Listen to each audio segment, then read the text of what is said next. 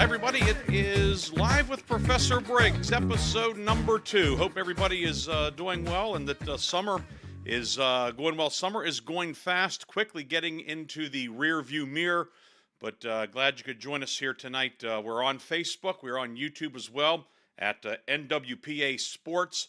Again, if you haven't subscribed, certainly consider doing so as we get here into the end of summer. High school sports just right around the corner. Lots to talk about, and that's what we're going to do here tonight. This is, of course, the second episode. The first episode was back in late June. It was more of a recap of 2025-26, if you will. Now, here we are getting set for the 2026 and 2027 academic year here in Mercer County, District 10, and at large. Of course, fall sports underway, golf tournaments today, boys and girls. Mercer County off to a great start on both sides there. I know Bob Greenberg posted about that on the Sports Radio 96.7 Facebook page. Young men and women doing very, very well here to start out. And then, of course, the football teams, they are in heat week, which hasn't been very hot. It seems like just about every year that no matter what the summer weather has been, and this summer has been hot at times and it's certainly been wet, but it doesn't matter. It seems like whenever heat week comes along, there's not a lot of heat.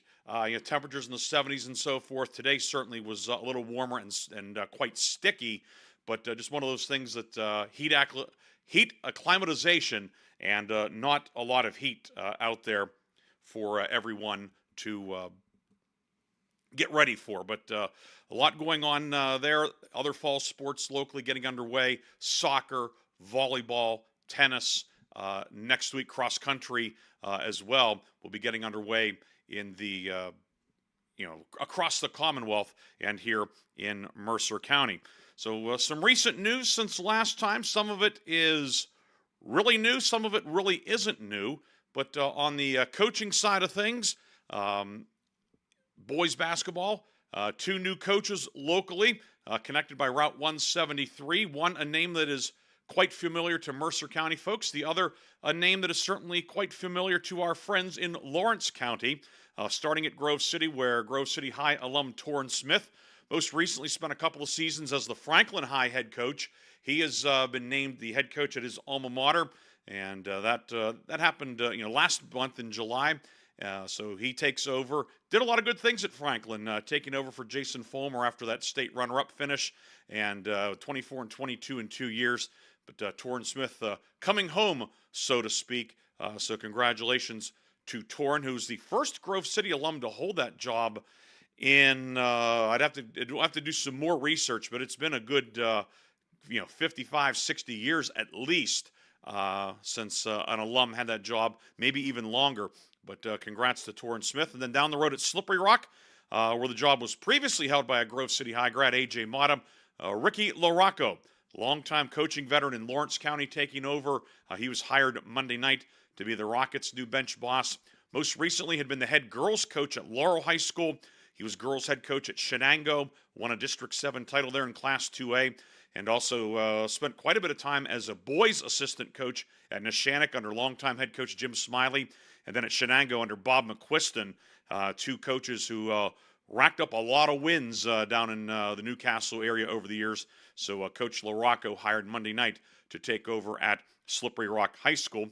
And then the other day we found out at Greenville, head baseball coach Ben Brunetta, who also doubles as the athletic director, he has tendered his resignation as the baseball coach. But past number of years, Greenville had really become a very, very solid program, not just in Mercer County, but a team that was often making some pretty deep runs into the District 10 playoffs. So that's kind of the transaction wire, if you will, locally here in Mercer County. And, of course, Slippery Rock, you occasionally get the people, well, Slippery Rock's not Mercer County. We know that, but they've played a Mercer County-centric schedule for 40 years now. When we say Mercer County, we include them, just as with Wilmington, which has part of its district in Mercer County and part in Wilmington. Some people just like to be, very particular about that. Of course, high school football, we mentioned Heat Week. There are no scrimmages this Saturday. The scrimmages will be next Friday and Saturday, the 21st and 22nd, with Week 1 of the games being the 28th and the 29th. And have a bevy of Saturday games to open up this year. And we'll discuss that more as we go along. But this Saturday, 4 o'clock at Quaker Steak and Lube in downtown Sharon, the radio stations, News Talk 790 WPIC and Sports Radio 96.7, soon to be Sports Radio Z104, and we will certainly talk much more at length about that here in tonight's show. But the stations will be hosting a high school football preview show, something we haven't done in a few years for various reasons. In some cases, just timing didn't work out. And even the last few years, the season's been starting really early with the calendar resetting this year. Really plugs in well for everybody's schedule. My understanding is that right now, 10 of the 11 local coaches will be able to attend, and the bulk of our Friday night broadcasting crew will be there, of course, led by our sports director and sales manager, Bob Greenberg. He'll be there. Anthony Romo, our new play-by-play man, who will be pairing up with Bob in week 1. Along with Art Shannon, Darren Steele, Aaron Byro from the pre- and post-game shows on Friday night as well. They will be there. Should be a lot of fun Saturday late afternoon, 4 o'clock in downtown Sharon at Quaker Steak and Lube. So, of course, football getting underway, and the other fall sports, as we noted, they'll start practicing on Monday. Soccer, volleyball, cross-country, tennis, the golf teams, boys and girls, are underway. Those of you that know me or have listened to me or read things that I have written on my website or posted on social media, one of the things I feel very, very strongly about, and there are a lot of things I feel strongly about, but one of them is pertaining to conferences or leagues, and specifically within District 10. We have a generation now that has experienced just region play, where leagues are shuffled every 2 years in the various sports, where there have been no all-sports conferences, like in the old days, where you had the Mercer County Athletic Conference, the French Creek Valley Conference, the Erie County League, and so forth, the Northwest Conference in football, and the Tri-County Athletic Conference in the other sports, the Erie Metro League. We had all of those for many, many years, but in the early 2000s, District 10 went away from that, dissolving those leagues and then going with generally class-based leagues, much like what is done in District 7. And at first, it seemed like maybe a good idea, but as time has gone on, the addition of 6 classes in a number of sports has certainly, I think, exacerbated the problem. And 6 classes, it's frankly been an issue for a lot of things, but that's another topic for another night. Well, the thing that has really jumped out to me here in 2026, this is the start of a new 2-year cycle, is the way that volleyball is set up in District 10 this year. It is done strictly by classification. All the 1As are together. All the 2As are together. All the 3As are together. Then all the 4As, plus McDowell and Erie, who are 6A, they are together as well. In theory, it's a good idea. You have schools of similar size playing each other. In terms of postseason, you take the standings and the top 4, 5, 6, 8, however many they take. That's been determined. It simplifies that. But it's one of those things that in theory it's great, and in practicality, it's a disaster. And that's the first thing I want to touch on tonight, is that specifically. And we're going to pull it up here on the screen, as you can see here. So this is Region 1. Okay, and you can see the teams here. Cambridge Springs, Cochranton, Commodore Perry, Erie First, Farrell, Jamestown, Kennedy, Sagertown, Tidioute, Charter. When you think of the smaller schools in District 10, these are a lot of the schools you think of. They just, the graduating classes are smaller. The towns are smaller generally. And these would be your smaller schools. And again, some of the matchups certainly make sense. Cambridge Springs and Sagertown being in the same league, 100%. Jamestown, Commodore Perry together, no-brainer. Farrell and Kennedy, absolutely. The problem is, and it's going to get worse as we go on, the problem is when you start synthesizing everything together. This is a mileage chart put together, and you can see the distance between each school, compared to the others. Obviously, a school like Cochranton that's more or less in the middle. Every just about every trip is reasonable. 23 miles up to Cambridge Springs, 14 over to Commodore Perry. The long trip to Erie First Christian, 46, 41 going east to Tidiute Charter, which is in, I believe, either Forest County or extreme southwest Warren County, but it's to the east. Either way, a little bit further. But you can look at some of these other numbers here. Farrell going to Cambridge Springs, 67 miles, 83 to Erie First, 82 to Tidiute. These are some long trips. And there are a lot of schools in between that are a lot closer. And I think that certainly is quite telling here. And that's Region 1. And again, you think this is bad, keep watching. So Region 2, again, these are generally what you would consider smaller schools. They're not as small as the 1As, but they're not big. Iroquois, Lakeview, Maplewood, Mercer, Mercyhurst Prep, Reynolds, Rocky Grove, Seneca, Sharpsville, Union City, West Middlesex, and Wilmington. And of course, this year volleyball has gone to 6 classifications, a change I don't know that anybody was clamoring for. 4 certainly seemed to work very, very well, but they've gone from 4 to 6, which has spread things out further. And again, you have all of District 10 covered here. Down to the southern edge with Wilmington, all the way up to the Lake Erie shoreline with Iroquois, and then everyone in between. Again, we take a look at our mileage here, and there are some long trips. You look Iroquois to Mercer, 76 miles, to Sharpsville, 81, Wilmington, 85, West Middlesex, 93. And when you think about it, these matches are often played on weeknights, on school nights. Teams, the JV match at 6, the varsity match to follow at 7, 7:15, 7:30, somewhere in that neighborhood. Even if the matches are sweeps, JV goes 2, varsity goes 3, it's still a late night getting home for the young ladies. And some will say, well, it's just one night. But it's not just one night. Half of these are going to be at home and half on the road. There's going to be multiple nights. When are they supposed to study? When are they supposed to get adequate rest? When are they supposed to get something to eat? You look at all these numbers again. Lakeview to Mercer, Lakeview and Mercer being in the same league, certainly. Sharpsville and Wilmington being in the same league, West Middlesex, all those schools, no doubt. Iroquois and Seneca, Mercyhurst Prep, all of them together, absolutely. But would it not seem to be more reasonable if you took some of those 2As from the north and merged them with some of the 1As in the north? Having Iroquois playing Erie First Christian in a league game. Or down here, Farrell and Kennedy playing Wilmington and Sharpsville and West Middlesex and so forth. It just seems like that could have been done a lot better from that standpoint. So we've covered 1A and 2A, and now 3A. Cathedral Prep, Conneaut, Eisenhower, Fairview, Franklin, Girard, Greenville, Grove City, Hickory, Northeast, and Northwestern. Talk about all corners of District 10. Well, we have them here.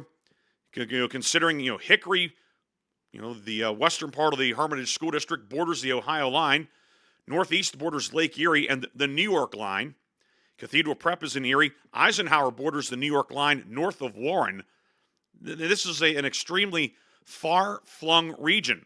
And you look here, Grove City, which is 7-8 miles from Slippery Rock, not on the same league with Slippery Rock. Hickory and Sharon, we know about that rivalry. They're not together. Franklin and Oil City, separated by about 8-9 miles. They are not in the same league. Now, Fairview, Girard, Northwestern together, that's great. Eisenhower's kind of on an outlier of itself.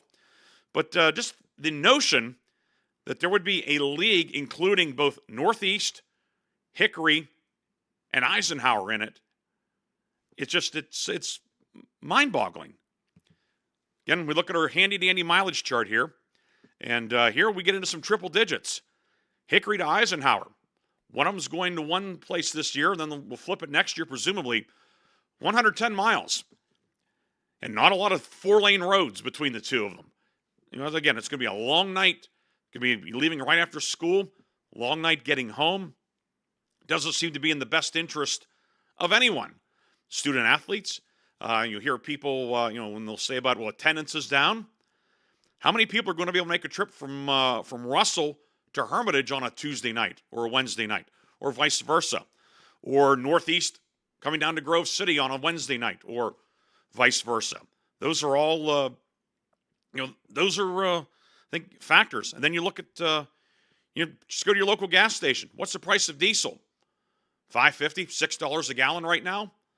A trip from Mercer County to Erie County is a lot more expensive than it is from Hickory to bus over to Sharon.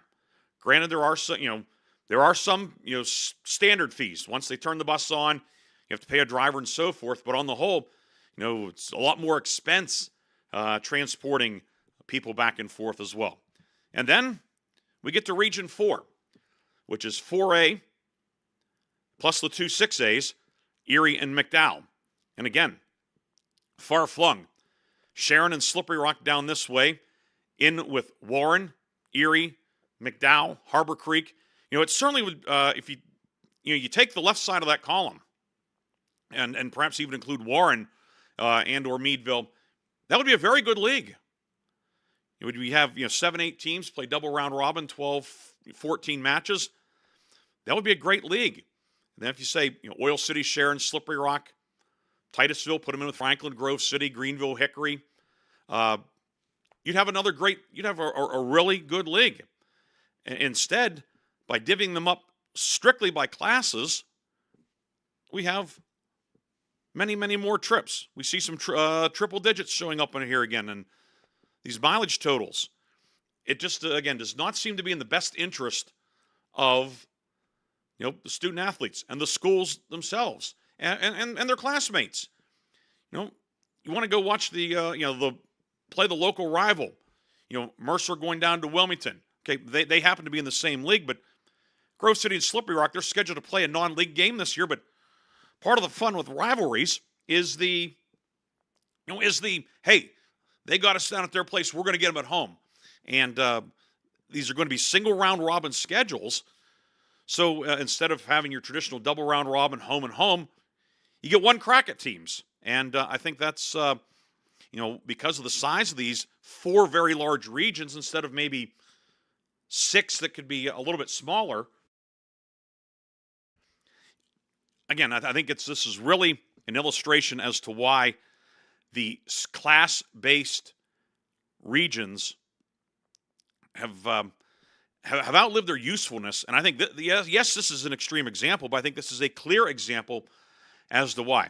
If we can have mixed classifications in other sports, you look at the soccer, you look at football, in some cases, locally there are 1As and 2As together, same up in Erie County. That you could have mixing there. How can we maybe not have all sports conferences, or if nothing else, we'll take it on a graphic here, or at least some continuity, if you will, where you develop or continue to foster rivalries and relationships and so forth. It's when you think about conferences, you think locally, collegiately. If you think of the Pennsylvania State Athletic Conference, Slippery Rock is playing IUP in everything. In football, in soccer, in field hockey, in basketball, in baseball. No matter what sport they're playing. The President's Athletic Conference, the Division III conference in the region. Grove City and Westminster are playing in everything. Teal and Grove City are playing.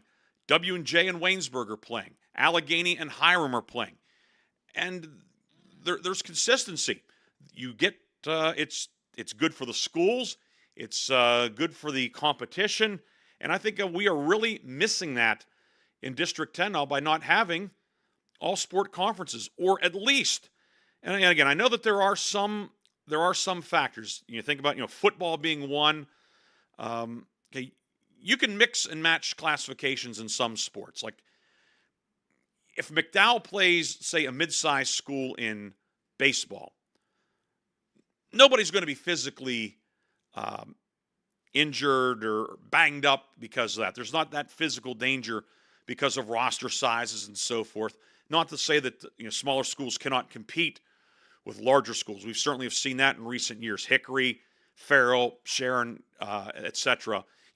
It's not impossible, but on the whole, football is a little different, and you could work some things out. But if teams you play in baseball should be the teams schools play in softball and in soccer and in volleyball and in basketball and wrestling and cross country. I think you do that and have more localized control as well, within a geographic area. We'll say here locally, something resembling the old Mercer County Athletic Conference.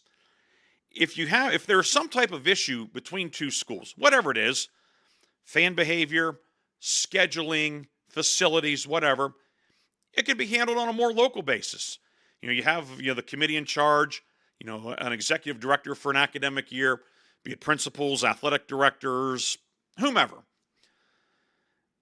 Having some more local control over things. I mean, there are reasons why.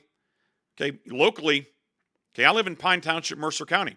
If I want to build something, I get the building permit from Pine Township.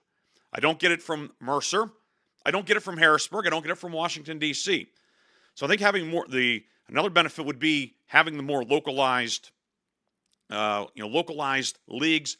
I just think it would be better for everybody involved. Shorter trips. I think you get better attendance, more interest.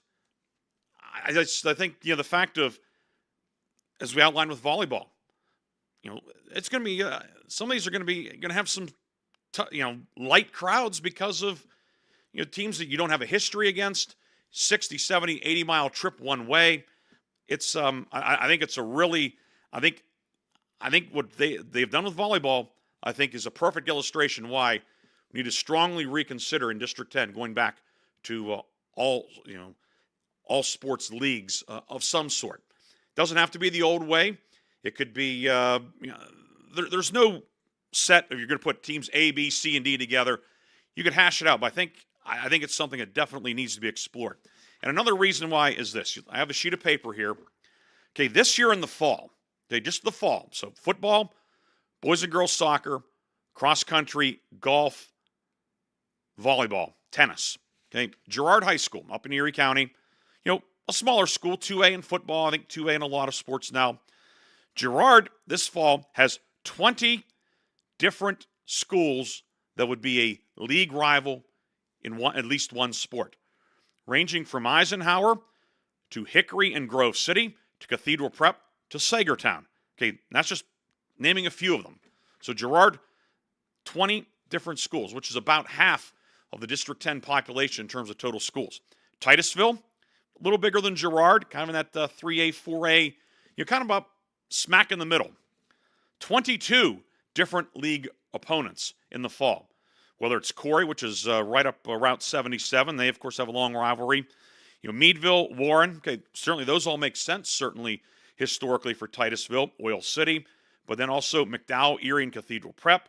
Iroquois, Seneca, Mercyhurst, Grove City, Hickory, Sharon, Rocky Grove, among the 22 for Titusville. Fort LaBeouf, again, like Titusville, similar sized, 22 different league opponents in the fall. Look at the list. Corey, General McLean, Harbor Creek. Those are all traditional Erie County rivals, all of similar classification. But then you go on down through. And then you see Rocky Grove, Union City, and Seneca. Iroquois and Cathedral Prep. And then Grove City and Hickory, along with Sharon and Oil City. 22 there. If you think as well it's just public schools, well, how about Cathedral Prep? One of the larger schools in District 10. 19 different league opponents for Cathedral Prep here in the fall, ranging from General McLean, Harbor Creek, Erie, and McDowell, all which certainly there's logic behind that. But then Mercyhurst Prep, Iroquois, Northwestern, Eisenhower. It is just such a menagerie, a mishmash of teams. Wilmington down this way, and this will be the last one. I could go on and on, but there are plenty of examples. This is just for the fall. This doesn't include winter or spring. This is just the fall. Wilmington with 20 different league opponents, ranging from Sharpsville, Greenville, West Middlesex, Mercer, Lakeview, Reynolds, which all, you put all those teams together, that certainly would seem to be a very nice Very nice league, very nice conference. But then you throw in Iroquois, Mercyhurst Prep, Maplewood. It just does not make a whole lot of sense to me. And I think, again, we're at the start of a 2-year cycle, but I don't think it's too soon to try to get that chatter going. With the way 6 classes are, kind of spreading things out, teams that in the past that would be in the same classification.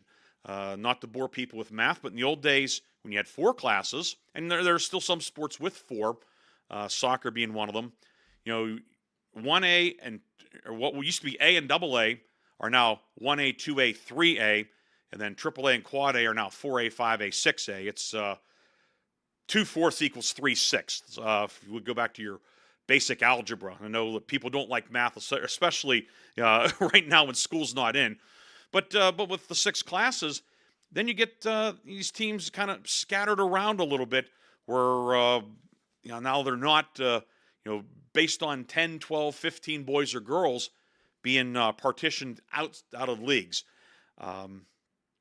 Again, if a school happens to be a little bit bigger or in a different classification, that's it seems, when you look at it, sometimes the range in a classification could be, let's say, 100 students. So you could have one school's enrollment, say, is 200 and another's 104. They're in the same class. They're playing each other. But the school that's at 200 is not in the same league as the school that's at 209. And, again, I think if we went back to the way it was and then figure out the playoffs after that. And when I say too much emphasis is put upon the playoffs, that's not saying to de-emphasize the playoffs, but it's a tail wagging the dog situation. We're worried about, we have to have this number of teams and so forth. I think if you go through and set up the leagues and then figure out, okay, we're going to take 4 teams, and however they're selected, whether they're automatic berths for the top 3A or 4A or whatever the case is, or in basketball and football there are committees and so forth. There are a lot of ways to be able to do it, and I think you could have a lot better regular seasons and a lot more compelling games, helping the local rivals, helping schools' budgets as well. You get a bigger crowd and a shorter trip. That's more money in the coffers. You don't want to base everything on money, but nobody is necessarily awash in our schools in District 10 right now, the way things are in terms of population diminishing for the most part. Everything's more expensive. I think for all the reasons above, it's something that we have to, that certainly I think starting now, here before we even start 26-27, I think some serious chatter needs to be held regarding that. Shifting gears now, turning our attention to football season locally. Over the past handful of years on my website at NWPAsports.com, I've written previews for our local teams, however many we've had, whether it's 12, 13, so forth. I'm not going to do that this year. And the reason for that is this. Didn't get many views on them. I mean, that's the bottom line. I always enjoy talking to our coaches, certainly, and I enjoy writing. But it was putting forth a lot of effort and not getting much response for it, compared to things such as the weekly previews, which do get quite a few views and retweets, likes, shares, etc. Those are I will continue to do those, but the team previews, kind of going to go away from that, looking to maybe try and supplement that or replace it somehow. I've not yet figured that out, but that is going to be a change here for 2026. It's not a decision that I made lightly, but just kind of been looking at everything, felt that was the best course of action, for me, I guess, in terms of return on investment. Not that it's a case of making a pile of money or any money off of it, but when you write a story, you spend a lot of time, and then when you get 50 views on it, it's it's nobody's fault. It's kind of like, okay. So that's going to be for this year. Now, as I said, the weekly previews, I'll continue to do those. Those have been well received. I enjoyed doing them, a lot of historical nuggets, but also what I'm planning to do as well, in conjunction with those, is to do something like this on a weekly basis. Not 100% sure what night it would be and what it's exactly going to look at. I'd like to have it kind of be a review preview. And with that, it's sort of you're threading a needle because you don't want to get too late into the week, because if it's, say, Wednesday or Thursday night, okay, you're coming up with these games. Last week is ancient history for the most part. But if it's also really early in the week, say a Sunday night or Monday, okay, well, we're still kind of closer to the past than we are to the future. So probably be something I would guess Tuesday, Wednesday, and it may very well be something that is pre-recorded and then uploaded here on Facebook and on the YouTube channel as well, as opposed to going live. What I'd like to do is to maybe be able to incorporate a few highlights here and there, whether it's the games that our stations do, or perhaps off huddle film, or maybe even getting permission to take a clip or two from some other video broadcasts as well. So that's kind of what I'm thinking about. So if you have any thoughts on that, please feel free to. You can email me. You can post something on Facebook here as well. If you think, if you have suggestions, certainly open to it.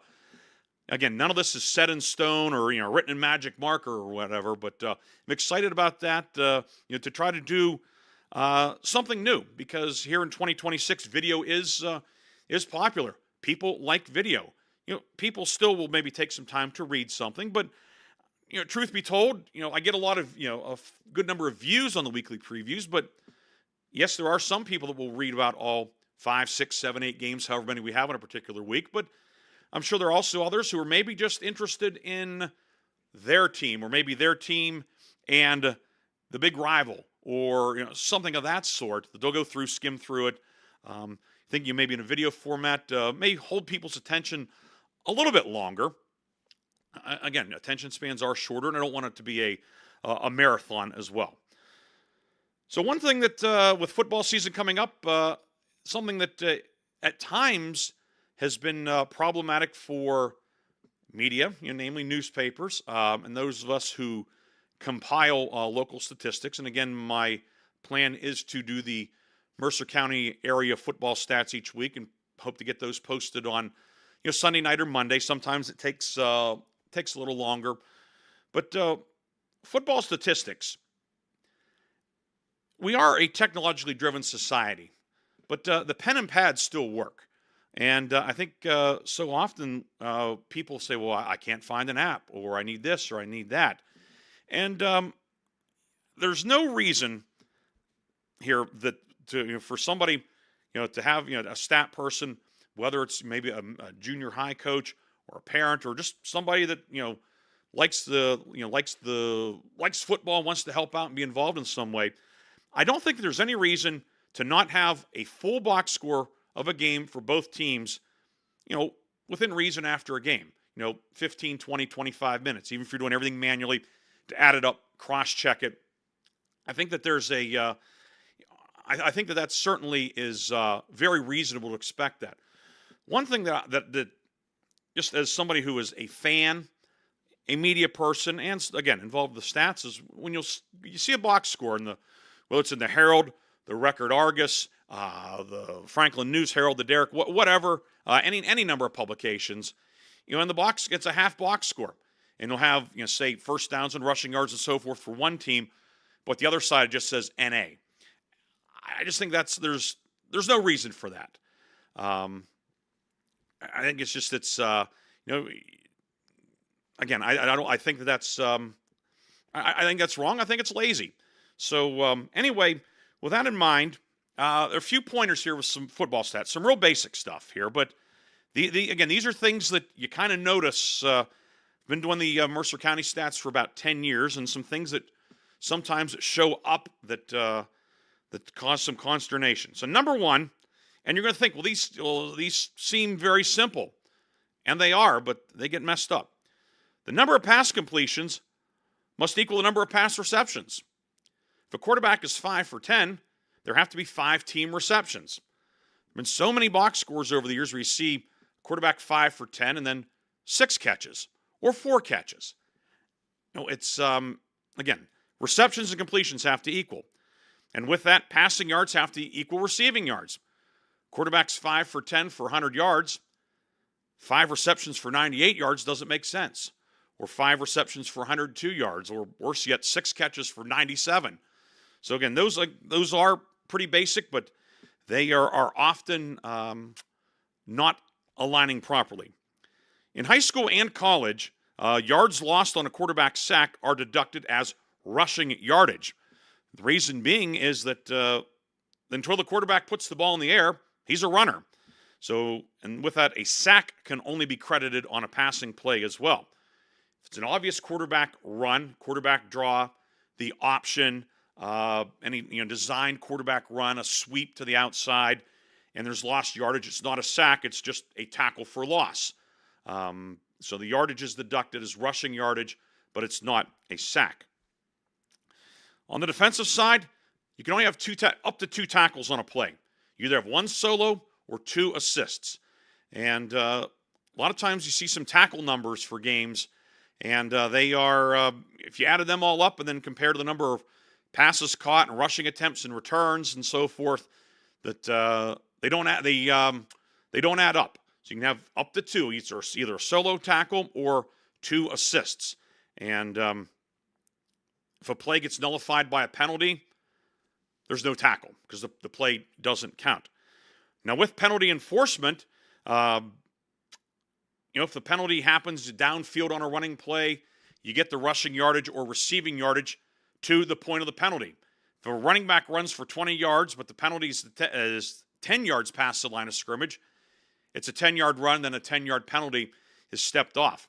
And sometimes I know some people like to use Huddle or other AI types of software for their stats, but that doesn't take into the considerations for penalties often. It's very smart, but it can't determine, was it a 5-yard penalty, was it a 10, a 15, whatever. What was the penalty? Was it a hold? Was it a block in the back, a personal foul, peel back, whatever? So that's, again, why it's important, to have somebody there as well, because AI is great, but AI is still not as good as good old-fashioned human intelligence. Another thing with penalties, of course, high school football, there are some rules quite different from that than the collegiate and professional ranks.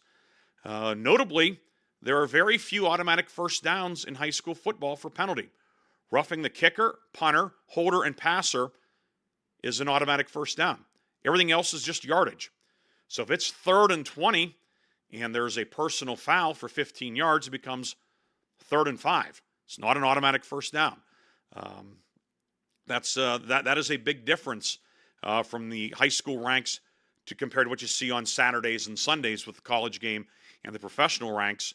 And again, every year we get new fans or fans that come back to the high school level, whether it's they have their sons are playing, their daughters are involved somehow, whatever the case is. We get new fans every year, and I think that's just a good reminder about that the penalties are administered differently, much differently in some cases than at the college and pro ranks, which you see on TV, and it's automatic to presume, holding on the defense, that's an automatic first down. No, it's not. And then lastly, if a team goes past the first down marker in the process of scoring a touchdown, you also get credit for a first down. So if it's 1st and 10 at the 15, and the guy runs 15 yards for a touchdown, it's a touchdown and a first down. If it's 1st and goal at the 5 and you run 5 yards for the touchdown, it is not a first down. So that's just a quick 101 on some football stats. And I don't mean to single out anybody or anything, but hopefully we can have a year where we have fewer of those inconsistencies where we're trying to figure out, was there supposed to be one more pass reception or pass completion, things of that sort. So the last thing we're going to do here is we're going to open up the mailbag. Last time that we were on, told people to go ahead and send in some questions. And we have 5 here tonight. So 5 and all questions, and they are, in terms of different areas too, not just specific to one area. And of course, the rule was no religion, no politics. So the first question, this actually came in the night of the first show back on June 29th. What is the sound mixer that you use for your broadcasts? Well, the mixer I have here with me tonight, and I use it for all of my broadcasts, is called the Tascam Mixcast 4. And I am not a paid endorser, but I certainly I'll be an endorser without getting paid. I think it is a fabulous a fabulous piece of equipment. You can have several different inputs, headphones, or like I have here, the freestanding microphone has Bluetooth capability. You can connect to it, with a headphone jack cord. You want to play something off a phone. A lot of times on when we do our broadcasts, whether it's Chris Birch or me or whomever, we use a recorder or our phone to play the interviews back with coaches. What I also like about this is the ability. Sometimes there have been nights where we've had to play our own commercials, and I've been able to preload those in here. So you can hear, as an example, here's Grove City Area Federal Credit Union. It's so easy to bring your checking account to Grove City Area. Can play that, our rejoiners and so forth. And also has some pre-programmed things as well, such as if you wanted to hit applause here. Again, this is more if you had like a podcast or something, or there we go. We'll stop that. Or if you said a bad word, could bleep. I mean, that would be something we wouldn't want to have, but it came preloaded with it. So the Tascam at Mixcast 4, I believe I got it for $399. Great investment. Connects to the computer via USB-C. It also can connect to other equipment through 1/4 inch outputs. I won't bore people with tech talk, but if you're into broadcasting, if you're into podcasting, if you're into sound recording, I strongly consider or strongly recommend that you consider it. Okay. Next question. This one came in today, actually, into the mailbag. Would you consider sports specialization and injury risk as a topic for an episode? Absolutely. And this is one, again, would be, I think, a very fascinating and very pertinent episode. It is, we hear a lot about overuse injuries. It's across the board, boys, girls, all sports, fall, winter, spring, indoor, outdoor. And, this would be something that would take a while, I think, to put together to do it right. Probably, certainly some medical experts, those may be involved in orthopedics, athletic training, strength and conditioning, some coaches certainly as well. But 100%, I think this is a topic that, as they say, this is an evergreen topic. Now, this is one you could talk about here in mid-August. You could talk about it in October, in February, because it's one that is it's only going to continue to become to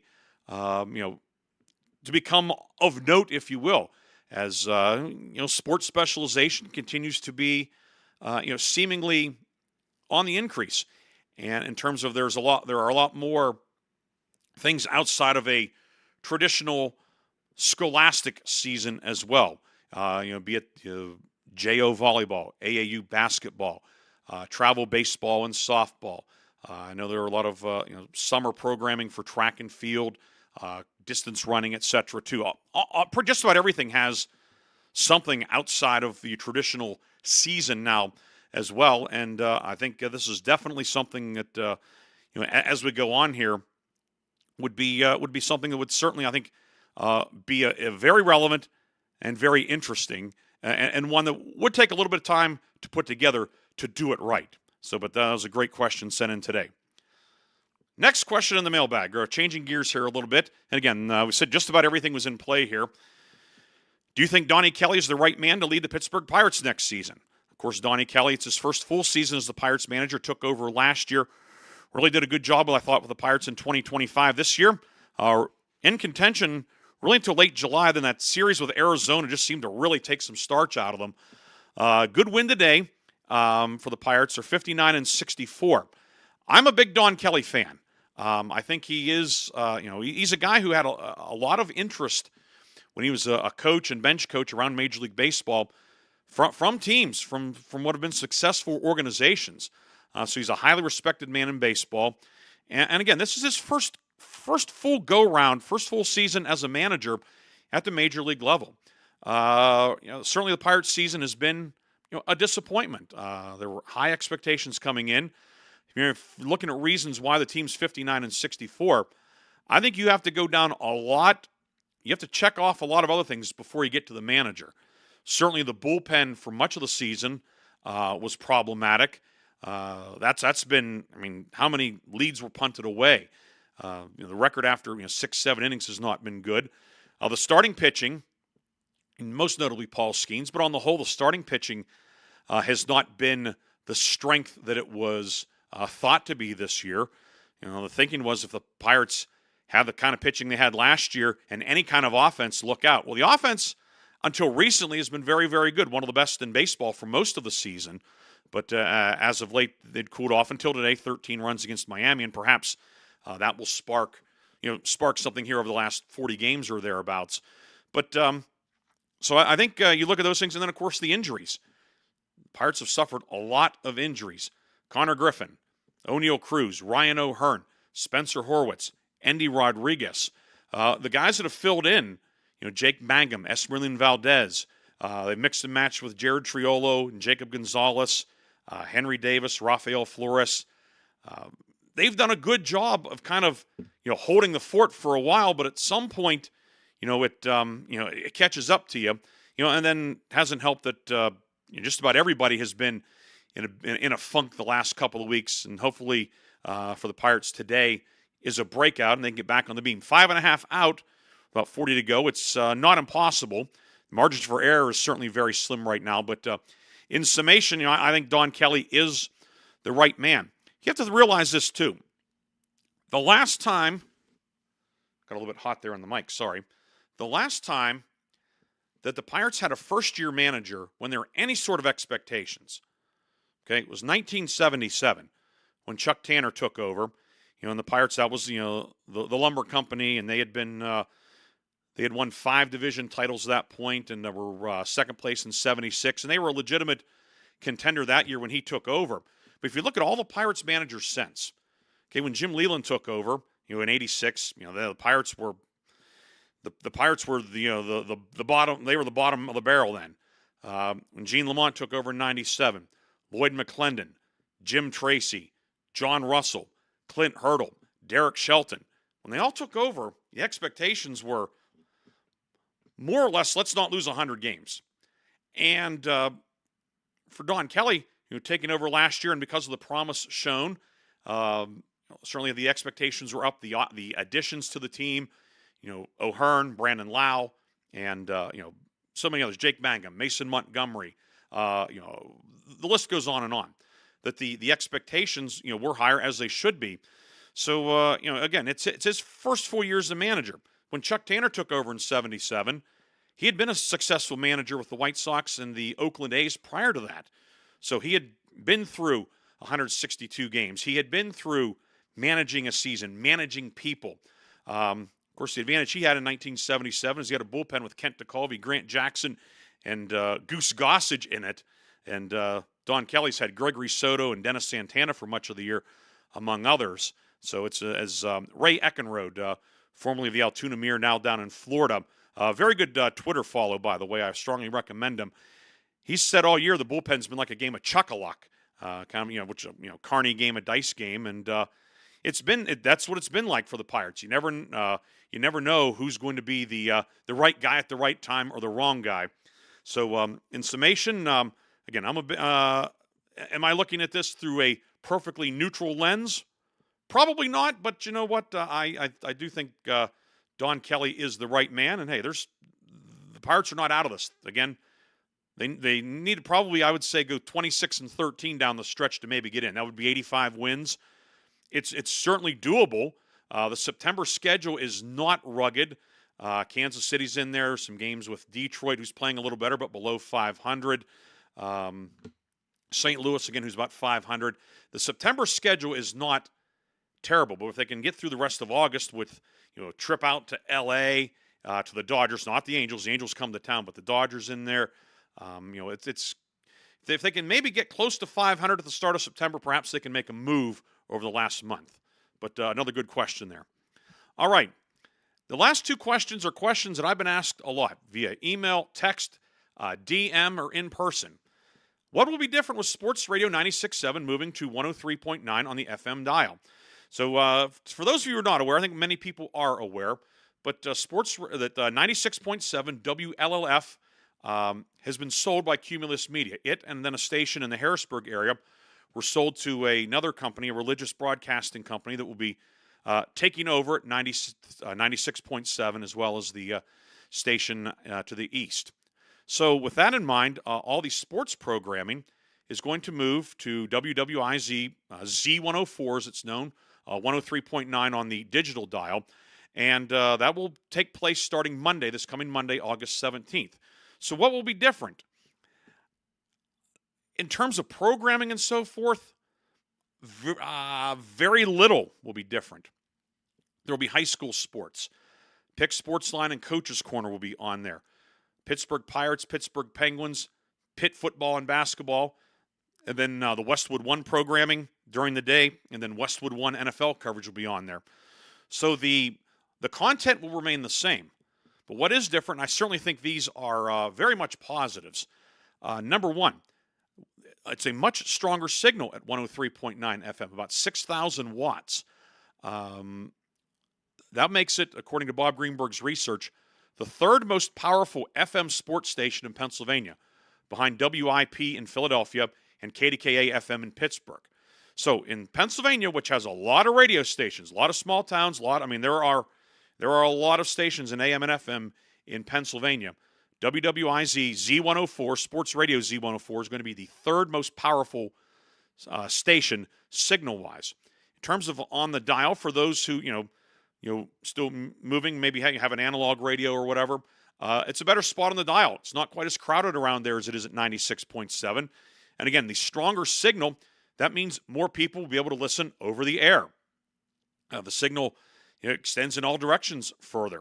And where that really comes into play, I think, is with things such as the NFL games, the Pirates, the Penguins, and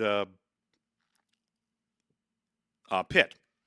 Is that certainly people listen to our high school games and so forth, but I think of maybe people down to the south, such as in Newcastle, an area that is not served any longer by a Pirates affiliate or a Penguins affiliate. Okay, now they have the ability to get a station in very, very easily over the radio. Again, I know a lot of people listen over apps and different things too, other platforms, but still, there's still a lot of people, while they're driving in the car, sitting on the porch, have a radio, be able to turn on, listen to the game.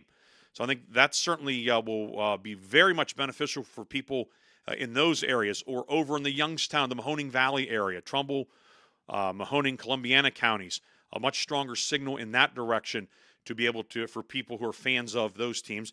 And of course, too, I feel we do a great job with our high school sports coverage. Pick Sportsline, Coach's Corner is a great listen on Saturdays from 9 to 11. That those shows are all, just going to have more people, more ears able to tune in easily on their radio. So I think that's those are things that will be different. Again, new logo, we'll have new banners, a little bit of new branding, new shirts as well. But on the whole, you're going to have the same great stuff, but stronger signal with it. So it's very exciting. Then the last question is one also that kind of goes somewhat part and parcel with this. And will you and Chris Birch still be paired together on broadcasts this year? Now, as many of you know, Chris Birch and I have been regular partners for coming up on about 2 decades now. Maybe not quite 20 years, but since the late 2000s. A lot of football and basketball games together, some baseball and softball as well. We have been, we've been paired up certainly a lot. And the reason this question has come up is that as I noted earlier, we have a new young man joining our broadcast team on a regular basis this year. He's pinch hit some in the past and done a great job. Anthony Romo. He is taking the spot. I'm not going to say filling the shoes of because they're big shoes, but Mark Slazak is moving away from doing high school games, and he's devoting his energies to doing stuff with Westminster College, his alma mater. He's been doing a lot of that the past several years since retiring from teaching. So he's going to be doing that, and Anthony joining us. So the question is then, what will the broadcast teams look like? What I can say is that, yes, Chris and I are still going to be together. There may be some more crossover than there's been in the past. There may be some nights where Anthony and Chris are together, and they've worked together quite a bit in the past. I would guess that probably Anthony has worked with Chris more than anybody else in our crew. He's worked with Bob as well, but they certainly are familiar with each other. And I may work with Bob a little bit more. And that's kind of a week-to-week, day-by-day type of thing. But, yes, Chris and I will still be together.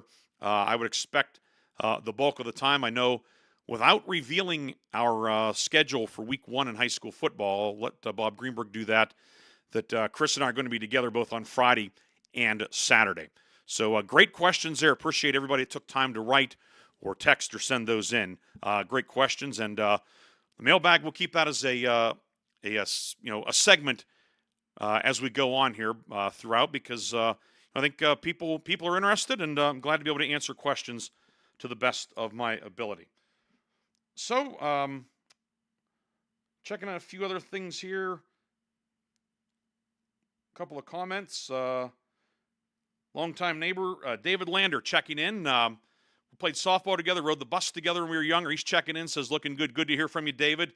From David's Facebook post, looked like I think he's had a pretty good year doing fishing, but always good to hear from him. And thanks to everybody who's tuned in tonight, whether it's live or if you go back and watch it on Facebook or on YouTube. I'm going to wrap up this edition of Live with Professor Briggs. I hope you enjoyed it. Covered a lot. I think some matter that is of significance. I think some things that need to be talked about as time goes on. But looking forward to getting the fall sports season underway. The golf teams, our local golf teams, they're setting a high standard for everybody else going out there already. But looking forward to a fun fall, and looking forward to doing this on a more regular basis with everybody. So this is Ryan Briggs, Professor Briggs, so to speak. Don't forget, you can subscribe to the YouTube channel, NWPA Sports. You can go back. There are a lot of broadcasts there, some games, video and audio. You can go back and maybe from a couple of years ago, last year, etc. Starting to get a pretty good library together. And if you want to go back and maybe check out some of those, maybe you have a slow day at work, you can put the headphones in or something, and maybe relive a favorite game or two as well. But thanks for tuning in tonight. Hope everybody has a great night, and we will talk to you in the coming weeks here on Facebook and YouTube, NWPA Sports. Have a great night, everybody.